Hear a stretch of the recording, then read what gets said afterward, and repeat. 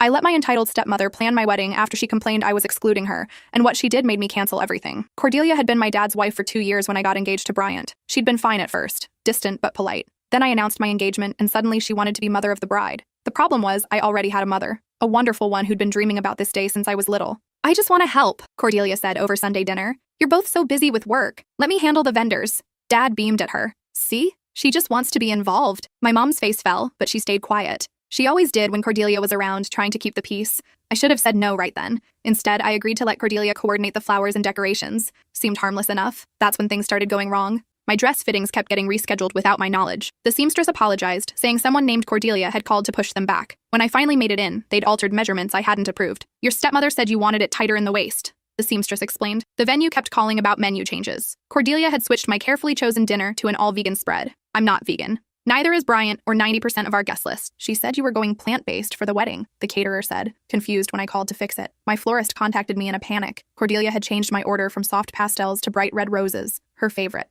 When I confronted her, she smiled sweetly. "Red is so much more dramatic for photos, sweet. Trust me." I started documenting everything. Screenshots of emails where she'd impersonated me. Recorded calls where vendors confirmed she'd made changes using my name. Bryant wanted me to uninvite her entirely, but Dad would never forgive me. 2 weeks before the wedding, my mother called crying. Cordelia had contacted the photographer and uninvited her from all family portraits. She told them I was being difficult. Mom sobbed, that I was making the day about me instead of you. I'd reached my limit. I called an emergency meeting with Cordelia, Dad, Mom, and Bryant. I laid out every piece of evidence. The unauthorized changes, the forged emails, the attempts to exclude my actual mother. Cordelia's face went white, then red. "I was just trying to make everything perfect," she stammered. "You have no taste. Someone needed to fix your tacky choices." Dad tried to defend her, but Bryant cut him off. "She's been sabotaging our wedding for months. Look at the evidence." I thought that would be the end of it. Cordelia apologized. Dad promised she'd stay out of it. We'd fixed most of the vendor issues. The wedding was back on track. Then, 3 days before the ceremony, I got a call from our venue. "We need to confirm the cancellation," the manager said. My blood went cold. "What cancellation?" "Your stepmother called yesterday and canceled the entire event. She said there was a family emergency and you'd be rescheduling." I felt sick. Bryant rushed to the venue with me. We begged them to honor our original contract. They showed us the cancellation form, signed with a digital version of my signature that Cordelia must have created from previous emails. We called every vendor. Same story. Cordelia had systematically canceled everything. Flowers, catering, photographer, DJ, officiant. All gone. When we confronted her, she smiled. "I told you that you weren't ready to get married. Maybe now you'll listen to people who know better." Dad just stood there, speechless. We spent the next 48 hours trying to salvage anything, but it was impossible. Everything was gone. We had to postpone indefinitely. That night, while going through Cordelia's digital trail for a potential lawsuit, Bryant found something that made my hands shake. Hidden in one of her email threads was a message to someone named Montgomery. In it, she detailed her entire sabotage plan, but that wasn't the worst part. The message ended with, "Don't worry. Once this wedding is destroyed and they break up, she'll be vulnerable enough. Then we can move forward with our plans for the trust fund." My blood ran cold as I read it again. Trust fund. What trust fund? Bryant looked at me, confused. "Do you have a trust fund?" "No," I said slowly. "At least I didn't think so." I called Mom immediately. It was past midnight, but she answered on the second ring. "Sweetheart, what's wrong?" "Mom, do I have a trust fund? Something I don't know about?" The silence stretched too long. "Mom, your grandmother," she finally said. "When she passed 5 years ago, she left you everything. But there were conditions. You couldn't access it until you were married or turned 30, whichever came first." The room spun. "How much?" "Almost $4 million.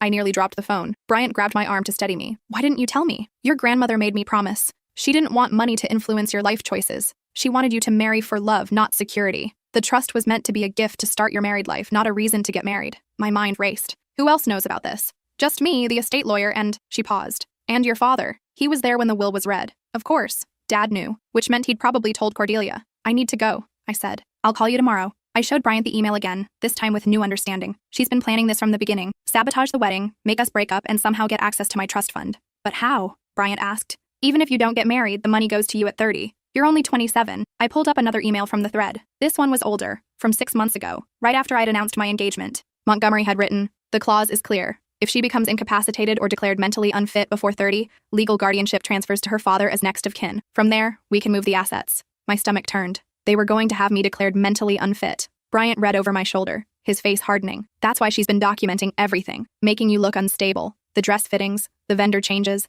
the confrontations. She was building a case." I scrolled through more emails. There were dozens. Cordelia detailing every time I'd gotten upset, every confrontation, every emotional moment. She'd even recorded some of our conversations without my knowledge. In one email, she wrote, "She completely lost it today when she found out about the catering change. Started screaming and crying, very unstable behavior. I have it on video. I remembered that day. I hadn't screamed. I'd raised my voice, sure, but only because she'd pretended not to understand why an all-vegan menu was a problem. The manipulation was calculated. Who's Montgomery? Bryant asked. I searched the email address and found a website. Montgomery Price, estate planning attorney. He's a lawyer, I said. Specializes in contested estates and guardianship cases. The pieces fell into place. Cordelia marries my dad, learns about the trust fund, finds a corrupt lawyer willing to help her steal it. They create a paper trail showing I'm mentally unstable, get me declared incompetent, transfer guardianship to dad, and then convince him to move the money somewhere they can access it. Or maybe dad was in on it too. That thought hurt worse than anything. Bryant was already pulling up his laptop. We need to document everything. Every email, every recording, every piece of their plan. We spent the rest of the night creating a comprehensive file. Screenshots, transcripts, timestamps. We organized it chronologically, showing the evolution of their scheme. At 3 a.m, Bryant found another email that made me sick. You need to see this, he said quietly. It was from Montgomery to Cordelia, dated 2 weeks ago. The cancellation of the wedding is the final trigger event. When she inevitably has an emotional breakdown, make sure to document it thoroughly. Call 911, claim she's a danger to herself. A 72-hour psychiatric hold will look excellent on the competency petition. They were going to have me committed. I thought about the past few days. My devastation over the canceled wedding, my anger at Cordelia. If she'd pushed the right buttons, made the right accusations, called the police claiming I was suicidal or violent. They almost had me, I whispered. Bryant pulled me close, but they didn't. We found this in time. What do we do now? He was quiet for a moment. We beat them at their own game. The next morning, we drove to Mom's house. I showed her everything. She cried when she saw the emails, especially the ones detailing how Cordelia planned to manipulate my dad. I never trusted her, Mom said, but I never imagined this. Do you think Dad knows? I asked. Mom hesitated. I don't know. Your father can be naive about people he loves, but he's not cruel. If he knew they were planning to have you institutionalized,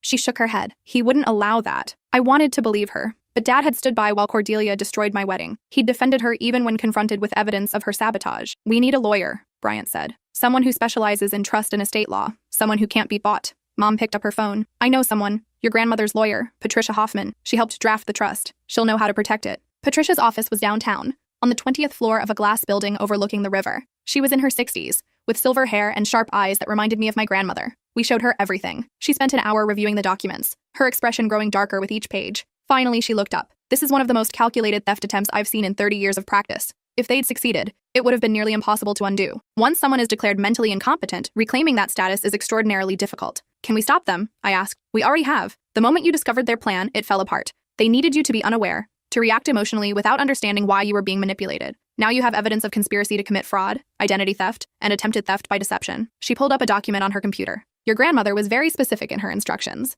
The trust has built-in protections. If anyone attempts to access it fraudulently or have you declared incompetent without legitimate medical cause, the trust freezes. All assets become untouchable until a court reviews the situation. So the money is safe? For now, but we need to be proactive. I'm going to file a petition with the court documenting the attempted fraud. We'll request a restraining order preventing Cordelia and this Montgomery character from having any contact with you or your father. We'll also notify the state bar about Montgomery's conduct. What about Dad? I asked quietly. Patricia's expression softened. That's more complicated. He's your father and the legal secondary guardian in the trust documents. But given the circumstances, we can request the court appoint an independent guardian until you're married or turn 30. The word married hung in the air. The wedding is off, I said. Everything was canceled. Postponed, Bryant corrected. Not canceled. I looked at him. We'd been so focused on the trust fund conspiracy, we hadn't discussed what this meant for us. I don't want you marrying me because of the money, I said. He took my hand. I proposed before I knew about any trust fund. I chose you. That hasn't changed. But now we know why someone tried to destroy our wedding. That doesn't change how I feel about you. If anything, it makes me more certain. We're not letting them win. Patricia smiled. I like him. Your grandmother would have too.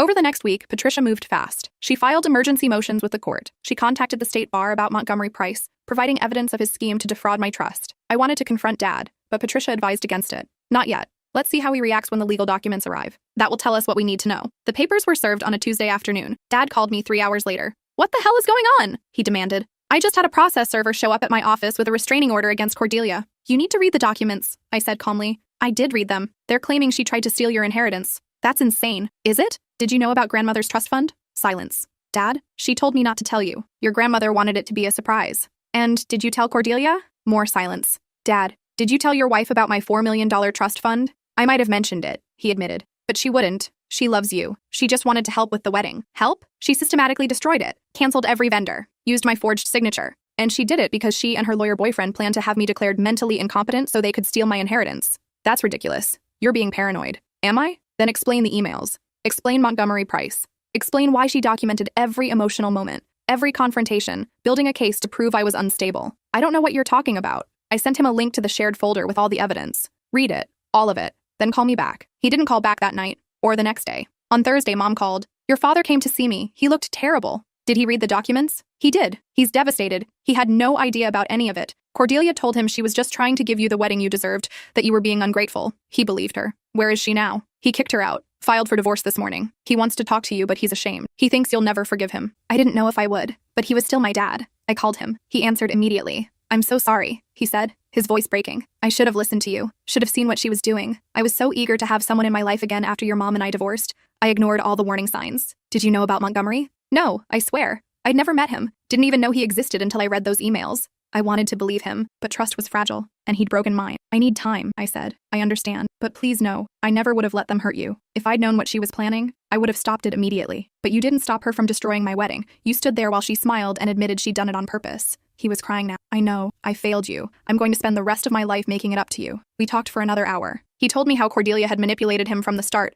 isolating him from friends, making him dependent on her opinions. She'd been so good at playing the supportive wife while secretly planning to rob his daughter. The divorce will be ugly, he said. She's threatening to take half of everything, but I don't care. She's not getting a penny more than the law requires. What about the house? It's mine. Bought it before we married. Never added her name to the deed. She's furious about that. Good, I thought. The state bar moved quickly once Patricia presented the evidence. Montgomery Price was suspended pending a full investigation. His other clients were being contacted, their cases reviewed for similar misconduct. Cordelia lawyered up immediately, claiming the emails were taken out of context, that she'd never actually intended to have me declared incompetent, that it was all hypothetical legal discussion. But the evidence was too clear. Her own words condemned her. The restraining order was granted. She was prohibited from contacting me, Bryant, my mother, or any of our wedding vendors. She was also blocked from accessing any information about my trust fund. 2 weeks after everything exploded, Patricia called with an update. Montgomery Price has been disbarred. The disciplinary board found overwhelming evidence of ethical violations, including the conspiracy to defraud your trust. He's also facing criminal charges. What about Cordelia? The district attorney is reviewing the case for possible fraud charges.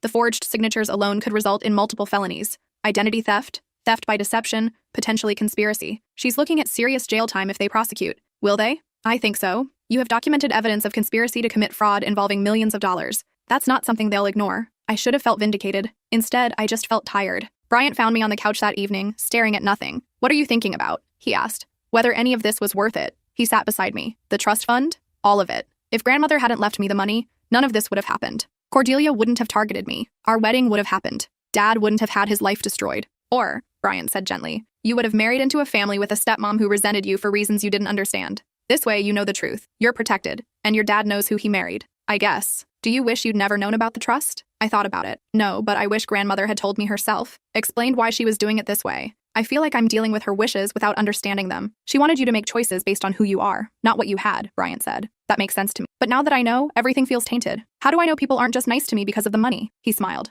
Well, I was nice to you before I knew. Does that count? Despite everything, I laughed. We should get married, he said suddenly. What? Not for the money. Not because of the trust, but because we were going to before any of this happened. We were planning our life together. Cordelia interrupted that, but she doesn't get to stop it. Our wedding is still canceled. So we'll have a different wedding. Something simple. Just us, our closest friends and family. No elaborate venue, no complicated catering, nothing Cordelia could have touched. I thought about it. The big wedding had been beautiful in theory, but stressful in execution. Even before Cordelia's sabotage, I'd been overwhelmed by the planning. Where would we do it? Your mom's backyard. Like we originally talked about before we let everyone convince us we needed something bigger. I remembered that conversation. When we'd first gotten engaged, I'd wanted a simple ceremony in Mom's garden. But then family and friends started sharing their opinions, and somehow we'd ended up planning an elaborate event with 200 guests and a 5-tier cake. Small wedding, I said. Maybe 30 people, the ones who matter. Your mom, my parents, a few close friends, your sister as maid of honor, your best friend Timothy as best man, your grandmother's favorite flowers, simple vows, good food, dancing in the garden as the sun sets. We smiled at each other. When? I asked. Next month, before anything else can go wrong. That's fast. We've waited long enough. Mom was thrilled when we told her. The garden will be beautiful in late spring. We can string lights in the trees, set up tables on the patio. It'll be magical. She dove into planning with enthusiasm that reminded me why I'd wanted her involved in the first place. Unlike Cordelia's controlling takeover, Mom asked what we wanted, made suggestions gently, and respected every decision. We kept the guest list tiny, 32 people total. No distant relatives, no casual acquaintances, just the people we genuinely wanted to witness our commitment. I debated whether to invite Dad. He's your father, Mom said when I asked her opinion. What happened wasn't his fault. Not really. He chose Cordelia. He defended her. He stood by while she destroyed our first wedding. He was manipulated by someone very skilled at manipulation. That doesn't excuse his blindness, but it doesn't make him a bad person. I called him. We're getting married. Small ceremony, Mom's garden, in 4 weeks. I'd be honored to be there, he said quietly. There are conditions. You come alone. No date, no +1. You don't make speeches. You don't try to play proud father of the bride. You're a guest, like everyone else. I understand. And you sit in the back. There was a pause. Then, okay, Mom gets to walk me down the aisle. His voice cracked. She should. She's earned it. The guilt in his tone made me soften slightly. Maybe someday we'll be okay again. But not today. Today, you just get to watch me marry someone who actually puts me first. He's a good man. Better than I've been lately. We ended the call. It wasn't forgiveness, but it was a start. The district attorney called 2 weeks before the wedding. We're moving forward with charges against Cordelia Chen, multiple counts of identity theft, forgery, theft by deception, and conspiracy to commit fraud. We'd like you to testify at the preliminary hearing. When? 3 weeks from now. After our wedding. Good. I didn't want this hanging over the ceremony. I'll be there. The wedding planning became my escape. Bryant and I spent evenings choosing music, writing vows, tasting desserts from Mom's favorite bakery. It felt like playing house, but in the best way. My maid of honor ended up being Renee, my best friend since college. She'd been furious when she heard about the canceled wedding and had offered to accidentally slash Cordelia's tires. Violence won't solve anything, I told her. Maybe not, but it would make me feel better. Now she was helping me pick flowers and practicing her reading for the ceremony. I still can't believe she tried to steal $4 million, Renee said while we assembled centerpieces in Mom's dining room. She almost succeeded. But she didn't. You caught her. Bryant caught her. I was too emotional to think straight. That's what partners are for. Being rational when you can't be. I thought about that. Bryant had been my rock through everything. While I raged and grieved and panicked, he'd methodically documented evidence, researched laws, and found solutions. I'm lucky, I said. He's lucky too. You're getting $4 million. I threw a ribbon at her. That's not why he's marrying me. I know. But it doesn't hurt. She grinned. What are you going to do with all that money? I haven't really thought about it. That was mostly true. The trust still felt abstract, like Monopoly money. I knew it existed, but it didn't feel real yet. You could buy a house, travel, start a business, maybe all of those things. After the wedding, after the trial, after everything settles down. Reasonable. But also, you should buy something ridiculous. Just because you can. Like what? I don't know, a fancy car, a boat, a llama farm. A llama farm? You could name them all after people you don't like. This one's Cordelia. That one's Montgomery. Every time they spit on someone, you win. I laughed so hard I cried. It felt good to laugh again. The morning of the wedding was perfect. Clear sky, gentle breeze, temperature in the mid-70s. Mom's garden looked like something from a fairy tale, with white roses climbing the arbor and lights strung between the trees. I got ready in my childhood bedroom, surrounded by Mom, Renee, and Bryant's sister Lindsay. My dress was simple, cream-colored lace, tea-length, nothing like the elaborate gown Cordelia had tried to ruin. This one felt like me. Mom helped me with my hair, pinning it up loosely with small flowers woven through. You look beautiful, she said, tears in her eyes. Don't cry yet. Save it for the ceremony. I can't help it. My baby is getting married. There was a knock on the door. Renee opened it to find Dad standing in the hallway, looking uncertain. I just wanted to say, he stopped when he saw me. You look so much like your grandmother right now. I studied him. He'd aged in the past few weeks. New lines around his eyes, gray in his hair that hadn't been there before. Thank you for coming, I said formally. Thank you for letting me. He held out a small box. This was your grandmother's. I found it while sorting through old photos. I thought you might want to wear it. Inside was a delicate bracelet, silver with tiny pearls. I remembered grandmother wearing it to every family holiday. She'd want you to have it, Dad said. Mom took the bracelet and fastened it around my wrist. For a moment, the three of us stood there, divorced parents and their daughter, connected by memory and blood and complicated history. I should go take my seat, Dad said. But Lily, I'm proud of you, for standing up to Cordelia, for protecting yourself, for being stronger than I was. He left before I could respond. He means it, Mom said quietly. He's been destroyed by what Cordelia did. Not just to you, but to him. She made him complicit in something unforgivable. He chose to believe her over me. He did, and he'll have to live with that. But he's still your father, and he still loves you. I touched the bracelet. I know. The music started. Soft guitar, the song Bryant and I had chosen together. Ready? Renee asked. I nodded. We walked down the stairs and out to the garden. Chairs were arranged in a semicircle facing the rose arbor. 32 people turned to watch me approach. Dad sat in the back row, as promised. His eyes were red. Bryant stood under the arbor in a gray suit, looking nervous and excited and perfect. His best friend Timothy stood beside him, grinning. But it was Mom who took my arm. I've been waiting for this moment since you were born, she whispered. We walked together down the aisle. Not an aisle really, just a path through the grass, toward the man I loved. The man who'd believed me when I told him something was wrong. The man who'd helped me uncover the conspiracy and protected me from people who wanted to hurt me. The officiant was Mom's friend Dolores, a retired judge with a warm smile. We're gathered here today, she began, to celebrate the union of two people who've already proven they can weather storms together. The ceremony was short. We exchanged simple vows. I promised to trust him, support him, and build a life filled with honesty and love. He promised to protect me, stand beside me, and never let anyone make me doubt myself. When we kissed, everyone applauded. I heard Dad's distinctive laugh cry from the back row. The reception was perfect. Mom's friend catered with the Italian food Bryant and I both loved. We cut a small 2-tier cake decorated with sugar flowers. We danced as the sun set, exactly as we'd imagined. Dad approached me while Bryant was talking to his parents. May I? He gestured to the dance floor. I hesitated, then nodded. We danced in silence for a moment. Then he said, I know I don't deserve forgiveness, but I want you to know, I've changed lawyers, accountants, everything. Anyone Cordelia could have influenced is gone. And I'm in therapy, trying to understand how I let her manipulate me so completely. Good, I said simply. I loved her. Or I thought I did. Now I don't know if anything she said or did was real. Probably not. I'm going to testify at her trial. The DA asked me to explain how she manipulated me into revealing your trust fund information. I'll tell them everything. I looked at him. That will be humiliating for you. I deserve to be humiliated. I helped her, even unknowingly. I should face consequences too. The consequences that you lost me, I said. Maybe not forever, but for now. That should be enough. It's more than enough. It's devastating. The song ended. I stepped back. Thank you for the dance. And for grandmother's bracelet. She would have loved today, he said. Simple and honest.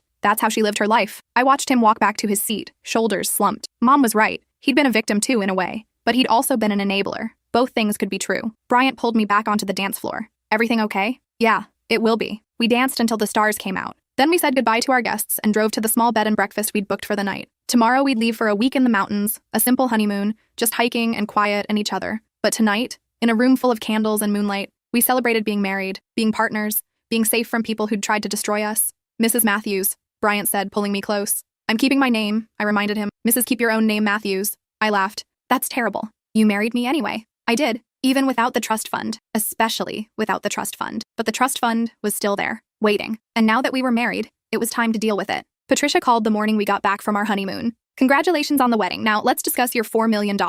We met in her office. She'd prepared a comprehensive analysis of the trust, including investment performance over the past 5 years. Your grandmother was conservative but smart with her investments. The trust has actually grown. It's now worth just over $4.3 million. The number still didn't feel real. The funds are available for immediate transfer to an account of your choosing. However, I'd recommend keeping the current investment structure for now. It's generating solid returns, and there's no rush to liquidate. What do most people do? I asked. Most people immediately buy things they don't need. Cars, houses, vacations. They treat it like lottery winning. Then 5 years later, the money's gone and they have nothing to show for it. What should we do? Patricia pulled up a spreadsheet. First, pay off any high-interest debt. Student loans, credit cards, anything above 6% interest. That's guaranteed return on investment. Bryant and I had about $40,000 in combined student loans. Suddenly, that seemed manageable. Second, establish an emergency fund. 6 months of expenses, liquid and accessible. That's your safety net. How much is 6 months of expenses? Bryant asked. For most couples, between $30,000 and $50,000, but that depends on your lifestyle. I thought about our current apartment, our jobs, our lives. Probably $35,000, so that's $75,000 allocated immediately. That leaves roughly $4.2 million. I'd suggest putting $1 million in a diversified investment portfolio. Stocks, bonds, index funds.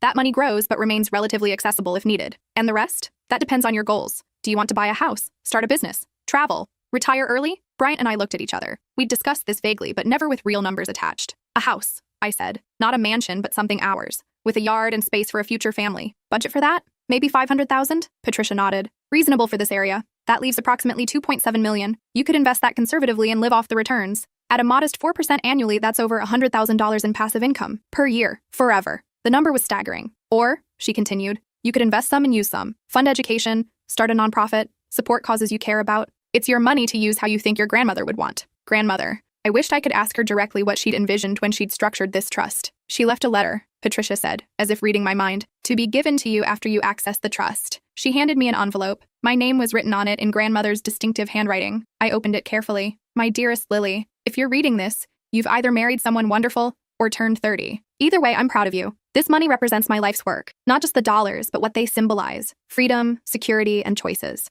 I grew up poor, married young, and spent 40 years building a business from nothing. I did it so my family would never struggle the way I did. But I've seen what money does to people, how it corrupts, distorts, and destroys relationships. I didn't want that for you. So I created this trust with conditions because I wanted you to know yourself first. To make choices based on who you are, not what you have. To fall in love with someone who values you, not your bank account. Use this money wisely, not just for yourself, but for the world. Create something meaningful. Support others. Build a life that matters. But also, buy something ridiculous occasionally. Take a trip just because. Eat expensive dinners. Life is short and you deserve joy. I wish I could be there to see the person you've become, but I trust that you're exactly who I hoped you'd be. With all my love, grandmother, I cried reading it. Bryant held my hand while Patricia discreetly looked away. She sounds like a wise woman, Patricia said after I'd composed myself. She was. I miss her every day. She'd be proud of how you handled Cordelia's scheme. Not many people would have seen through it in time. That evening, Bryant and I made a plan. First, we'd pay off our student loans. That was easy, obvious. Second, we'd establish the emergency fund Patricia recommended. Third, we'd buy a house. Not immediately, but within the next year. Something modest with good bones and space to grow. Fourth, we'd invest $2 million conservatively. That would generate enough passive income that we could take risks with our careers, maybe start a business, maybe just work less and live more. Fifth, and this was the part that felt most right, we'd establish a foundation. Something small at first, but meaningful. supporting women escaping manipulative relationships, funding legal aid for people fighting trust fraud, helping families torn apart by financial abuse. We'd call it the Grandmother's Garden Foundation, in honor of both my grandmother and Mom's garden where we'd gotten married. The remaining money would be for life, for travel, for family, for the future children we'd maybe have someday. It's a good plan, Bryant said. Your grandmother would approve. I think so too. 3 weeks later, I sat in a courtroom watching Cordelia get arraigned on 7 felony charges. She looked different, smaller somehow, without the designer clothes and perfect makeup. Her lawyer argued for bail reduction, claiming she wasn't a flight risk. The prosecutor disagreed. Ms. Chen has demonstrated sophisticated planning and manipulation skills. She created false identities, forged documents, and conspired to defraud the defendant of over $4 million. She's a significant flight risk and a danger to the community. Bail was set at $100,000. She couldn't afford it. She'd been living beyond her means, running up debt in anticipation of the money she'd planned to steal. Dad testified at the preliminary hearing. He explained how Cordelia had manipulated him, isolated him from family and friends, and convinced him to reveal confidential information about my trust. I thought she loved me, he said from the witness stand. I thought she wanted to help my daughter have a perfect wedding. Instead, she was planning to destroy her life. His testimony was painful to watch, but necessary. Montgomery Price took a plea deal. In exchange for testifying against Cordelia and surrendering his law license permanently, he avoided jail time. He'd still face civil suits from multiple former clients, but he'd escaped criminal consequences. It wasn't enough, but the prosecutor explained that Montgomery's testimony was crucial for convicting Cordelia of conspiracy. Without him, she could claim the emails were taken out of context, that she'd never actually intended to follow through. With him, they had a witness to the entire scheme. The trial lasted 2 weeks. I testified for 6 hours, explaining every vendor change, every manipulation, every piece of evidence we'd uncovered. Cordelia's lawyer tried to paint me as a vindictive stepdaughter who'd never accepted her father's new wife, who'd misinterpreted innocent wedding planning as something sinister. But the emails were too clear, the conspiracy too obvious. The jury deliberated for 4 hours. Guilty on all counts. Sentencing came a month later. The judge was stern. Ms. Chen, you engaged in a sophisticated, calculated scheme to defraud a young woman of her inheritance. You manipulated her father, forged documents, and planned to have her declared mentally incompetent, all for financial gain. This wasn't a crime of passion or necessity. This was pure greed. 7 years in prison, plus restitution for the canceled wedding expenses, though we both knew she had no money to pay. She'd also have to serve probation after release, and was permanently banned from working in any position that involved access to financial information or vulnerable people. As they led her away, she looked at me one last time. Not with hatred, but with something like confusion, as if she still couldn't understand how her perfect plan had fallen apart. Dad waited for me outside the courtroom. It's finally over, he said. For now. We'd been slowly rebuilding our relationship. Weekly phone calls, occasional dinners, careful conversations where we both chose our words carefully. It wasn't what we'd had before, but it was something. I'm proud of you, he said, for standing up to her, for protecting yourself, for building a life despite everything she tried to do. Thanks. Your grandmother would be proud too. I hope so. We walked to the parking lot together. Bryant was waiting by our car. Not the old sedan we'd had when we got engaged, but a newer model we'd bought with trust money. Nothing flashy, just reliable and comfortable. Ready to go home? Bryant asked. Yeah, home was our new house. We'd found it 3 months after the wedding, a craftsman bungalow with a big backyard and a sunroom perfect for reading. It needed work, but it was ours. We'd spent weekends painting walls, refinishing floors, planting a garden. Mom helped design the landscaping. Dad had offered to help with repairs, and slowly, room by room, we'd let him. The Grandmother's Garden Foundation had officially launched last month. We'd funded 3 women escaping abusive relationships, paid for 2 legal consultations for people fighting estate fraud, and donated to a domestic violence shelter. It wasn't saving the world, but it was helping, and that felt right. One evening, 6 months after Cordelia's sentencing, I found Bryant in the backyard looking at something on his phone. What are you reading? I asked. An article about estate fraud. Apparently there's been a rise in cases like yours, people marrying into families specifically to access trust funds. That's depressing. Maybe. But look at this. He showed me the screen. There's a new law being proposed. Stricter verification requirements for guardianship petitions, better protections for trust beneficiaries, and look who's cited as inspiration. The article mentioned my case. The Chen Price conspiracy, they called it. My story had become a cautionary tale. A reason to strengthen legal protections. Your grandmother's money is helping people even beyond the foundation, Bryant said. I guess so. She chose well, not just in how she structured the trust, but in trusting you with it. I thought about that. About trust and money and family and choices. About how a $4 million inheritance had almost destroyed my life, but had ultimately made it better. Not because of the money itself, but because it had forced me to see clearly, to stand up for myself, to separate true love from manipulation. Do you ever regret it? I asked Bryant. Regret what? Marrying someone with this much baggage. The trust fund, the conspiracy, the whole complicated mess. He pulled me close. I married you despite the trust fund, remember? Everything else was just noise. Expensive noise. Worth it. We stood in the garden as the sun set, exactly like we had on our wedding day. But this time, we weren't just starting our life together. We were living it. The trust fund sat in investments, growing quietly. We lived off our salaries, saving the investment income for the foundation and future plans. Dad came over for dinner once a month. We were learning to be family again, carefully and slowly. Mom had started dating someone new, a retired teacher named Frank who made her laugh and had never heard of trust funds. Renee was planning her own wedding and had made me promise not to let any stepmothers near the planning. Life was normal, or as normal as life could be when you'd survived a conspiracy to steal $4 million. Sometimes I wondered what would have happened if Bryant hadn't found those emails. If we'd never discovered Cordelia's plan, would she have succeeded? Would I be in a psychiatric facility right now, declared incompetent, watching my inheritance disappear? The thought made me cold, but it hadn't happened. We'd caught her in time. Justice had been served, and I was here, in my garden, with my husband, building the life my grandmother had wanted for me. A life based on love, not money. A life that was mine to choose. 1 year after the trial, Patricia called with news. Cordelia's appealing her conviction. My stomach dropped. Can she do that? Everyone can appeal, but her grounds are weak. She's claiming ineffective counsel and that the evidence was prejudicial. The appeals court is unlikely to overturn the conviction, but they might. The chance is less than 5%. Try not to worry. But I did worry. For weeks, I had nightmares about the conviction being overturned, about Cordelia being released, about her coming after me again. Bryant held me through the panic attacks. Even if the conviction is overturned, which it won't be, she can't touch the trust. Patricia made sure of that. He was right. The trust had been restructured with additional protections. Multiple lawyers had to sign off on any access. Regular audits were required.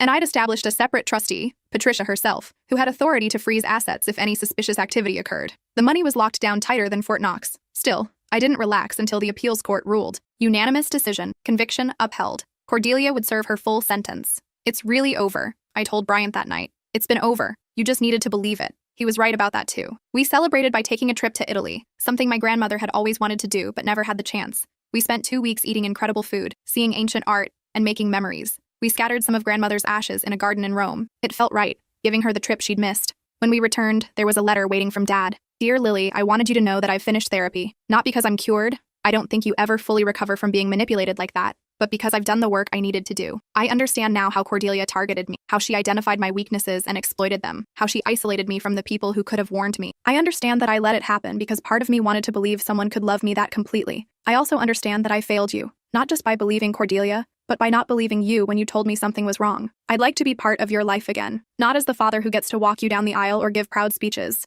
Those moments are gone, and I accept that. But maybe as someone who can show up, who can be present, who can prove, slowly and over time, that I'm capable of putting you first. If you're willing to give me that chance. Love, Dad. I showed the letter to Bryant. What do you think? He asked. I think he means it. I think he's done the work. Do you want him in your life? I want to try. Carefully. Then try. So I did. Dad started coming to Sunday dinners. He helped Bryant fix the fence. He listened when I talked about the foundation. He asked about my life without trying to direct it. Slowly, over months and then years, we rebuilt something. It wasn't what we'd had before. That relationship had died when he chose Cordelia over me. But this new relationship was more honest, more equal. He didn't try to be a traditional father. He was more like a friend, someone I'd known a long time, who'd hurt me badly, but who was working hard to make amends. It was enough. 2 years after the trial, Bryant and I were having dinner when he said, I've been thinking about something. What? Kids? Do you want them? I put down my fork. We'd discussed this vaguely, but never seriously. I think so. Eventually. Do you? Yeah, I do. I think we'd be good parents. We would be. But I'm scared. Of what? Of passing down this mess. Of our kids having trust funds and complicated family dynamics and ex-stepmothers in prison. Bryant smiled. Our kids will have 2 parents who love them, who survived something horrible and came out stronger, who built a foundation to help other people. That's not a bad legacy, when you put it that way. We don't have to decide now, but I wanted you to know. I'm ready when you are. I thought about grandmother, about her letter encouraging me to build a life that mattered, about how she'd wanted me to have choices. Having children was a choice, a big one. Let's wait 1 more year, I said. I want to see the foundation established properly first. Then we can start trying. Deal. That year flew by. The foundation grew, helping more people than I'd imagined. We funded legal battles, therapy sessions, emergency housing. We created a network of lawyers willing to work pro bono on estate fraud cases. We also funded scholarships for young women from families where financial abuse had occurred. Education was freedom, grandmother used to say. Knowledge was power. By the time I turned 30, the foundation was helping 50 people a year. It wasn't enough. It would never be enough, but it was something. On my 30th birthday, Bryant gave me a gift. This is from both of us, he said. Me and your grandmother. Inside was a journal. The first page had a note in Patricia's handwriting. Your grandmother left a second letter,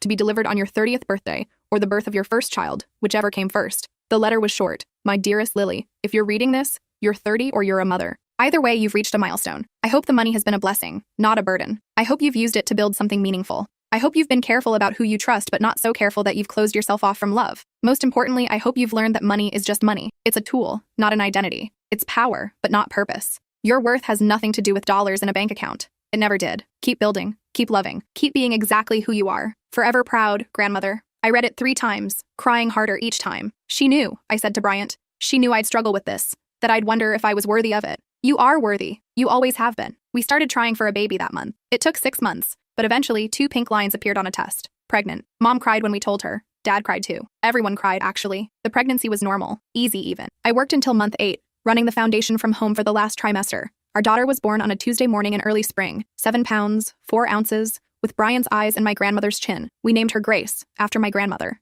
Dad held her in the hospital, tears streaming down his face. She's perfect. Absolutely perfect. Don't mess up this relationship too, I said, only half joking. I won't. I promise. And he didn't. He became the grandfather I'd always wanted him to be as a father. Present, loving, careful. He'd learned his lessons the hard way, but he'd learned them. Grace grew into a toddler, then a child. Smart and funny and full of questions. Why do we have so many books about trust funds? She asked one day, looking at the foundation's library. Because grandmother wanted to help people, I explained. What grandmother? My grandmother. Your great-grandmother. She left us money so we could help other people not get hurt. That's nice. It is. Can I help? I looked at my 6-year-old daughter, so earnest and kind, and saw grandmother in her. When you're older, for now you can help by being a good person. I'm already a good person. You are. Keep being that. She ran off to play. Bryant came up behind me. She's going to be okay, he said. Better than okay. She's going to be amazing. I know. We'd set up a trust for Grace. Smaller than mine but substantial. She'd get access at 25, with the same conditions grandmother had used for me. Counseling from Patricia's successor, education about financial responsibility,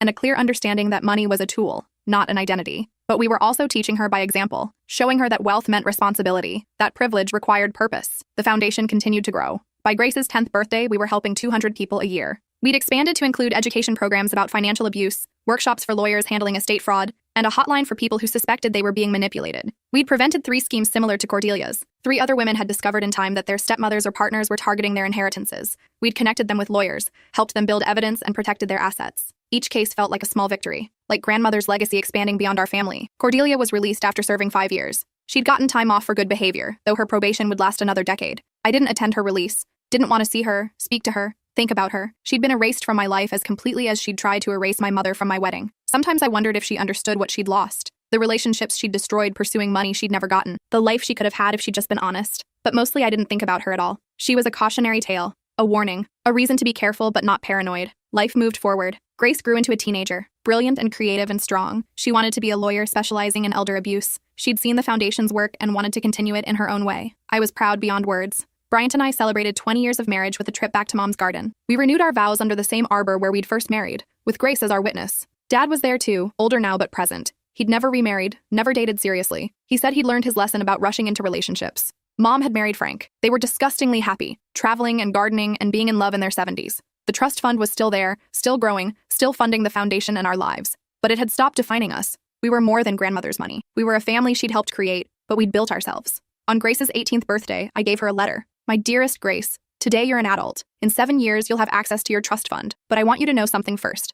That money is a tool. Nothing more, nothing less. It can buy security, create opportunities, and help other people. But it can't buy happiness, love, or purpose. Your great-great-grandmother created wealth so her descendants could have choices. Your father and I have tried to use those choices wisely. Now it's your turn. Build something meaningful. Support others. Create a life that matters. But also, buy something ridiculous occasionally. Take trips. Eat expensive dinners. Life is short, and joy matters too. You are worthy of everything good in this world. Not because of money in a bank account, but because of who you are. Forever proud. Mom. She read it twice, then hugged me. I won't mess it up, she promised. I know you won't. Because she had something I hadn't. Knowledge from the beginning. Understanding that wealth was responsibility. Parents who'd learned the hard way and could teach her the easy way. She'd still make mistakes. Everyone did. But they wouldn't be our mistakes. That night, Bryant found me in the garden, the one we'd built in our backyard, inspired by Mom's garden where we'd married. What are you thinking about? He asked. How differently things could have gone if we hadn't found those emails, if Cordelia had succeeded, but she didn't. I know. I just wonder sometimes what my life would have been like if I'd been declared incompetent, if I'd lost everything. You wouldn't have lost me, Bryant said firmly. Even if she'd succeeded, even if you'd had nothing, I still would have been here. How do you know? Because I chose you before I knew about the money. That choice didn't depend on your bank account. I leaned against him. We got lucky.